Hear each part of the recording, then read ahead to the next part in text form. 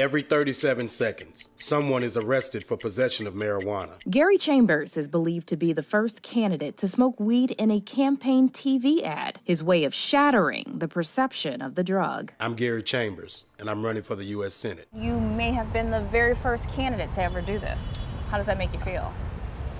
Says that we've got a long way to go. That's how it makes me feel. People drink on political campaigns every day. Nobody ever says a word.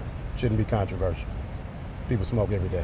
It's part of his social justice campaign to win over voters in his bid for the U.S. Senate seat from Louisiana, where he vows to pass a federal law making marijuana legal across the country and to make sure there are no more stories like Bernard Noble's. Almost 16 years ago, Noble, who grew up in a rough part of New Orleans, was living out his wildest dreams as a restaurant owner in Kansas City. I was just flourishing in Missouri. I was booming. I was the Yakimi king. I was doing so damn good out there. Growing up, Noble says he was hell-bent on being like his friends who ran the streets and sold drugs. He got busted several times for drug possession, but he says he always knew, deep down inside, that this wasn't the life for him. I took my street skills from drug dealing and I just incorporated it with cooking. And it's the same thing. You cut, you count your bag, you call it distributor, you know when the supplies get low. That dream derailed in 2010 when he went home to New Orleans for a visit. He was with friends when cops pulled up and arrested them. Noble's crime, according to the nonpartisan nonprofit Marshall Project, was possessing 2 marijuana joints. I had a full-blown restaurant. I was making over 40 grand a year.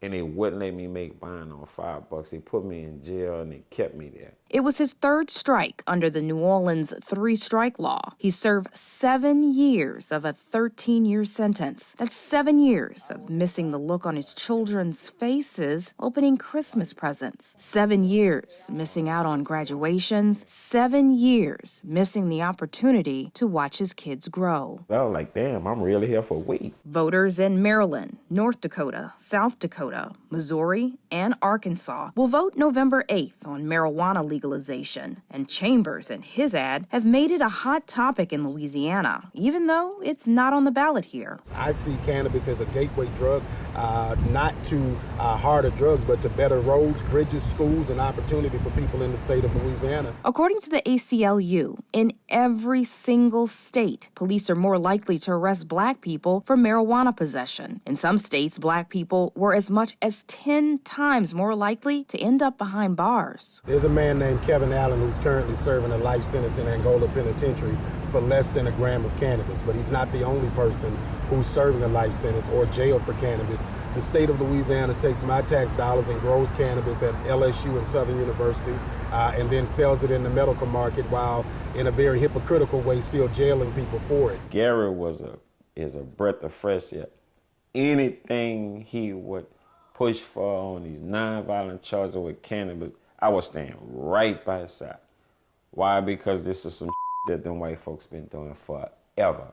They smoke weed in the mansion all the time amongst themselves. The 56-year-old Noble got out of prison early because of multiple supporters, including billionaire hedge fund manager Daniel Loeb. Noble has since become the face of a collaboration between marijuana brand Curaleaf and his own social change company, Be Noble. Since his release from prison, Noble calls himself an advocate for ending nonviolent marijuana charges. It's a part of a lifestyle for me now, to fight for this marijuana thing on these nonviolent charges. Chambers is seen as a long shot in his bid to unseat the current Louisiana Senator John Kennedy, a Republican in a red state. But he says no matter how the election turns out, he will continue his push for nationwide legalization. Tammy Eswick, Newsy, New Orleans.